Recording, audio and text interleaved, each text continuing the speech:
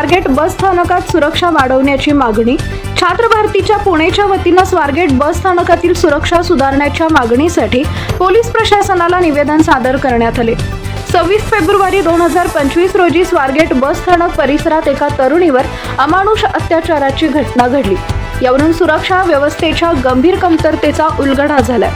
छात्र भारतीचे राज्य उपाध्यक्ष तुकाराम डोईफोडे, पुणे जिल्हाध्यक्ष सौरभ शिंपी आणि इतर कार्यकर्त्यांसह पोलीस निरीक्षक युवराज मोद्रे यांना सादर केलेल्या निवेदनात स्वारगेट बस स्थानकाच्या सुरक्षेसाठी तातडीनं ठोस उपाययोजना पूर्ण करण्याची मागणी केली आहे। याआधी 22 फेब्रुवारी रोजी आगार व्यवस्थापकांनी पोलीस प्रशासनाला पत्र पाठवून सुरक्षा वाढवण्याची विनंती केली होती, पण त्यावर कोणतीही कारवाई केली गेली नाही। आरोपीला तातडीनं अटक करून कठोर शिक्षा देणं, महिला सुरक्षेसाठी सार्वजनिक ठिकाणी ठोस उपाययोजना राबवणे, तसेच प्रशासनाच्या निष्काळजीपणाची चौकशी करून दोषी अधिकाऱ्यांवर कारवाई करणे, महिलांच्या सुरक्षिततेसाठी प्रशासनानं तातडीनं पावले उचलावीत अशा तीव्र मागण्या करण्यात आल्या आहेत।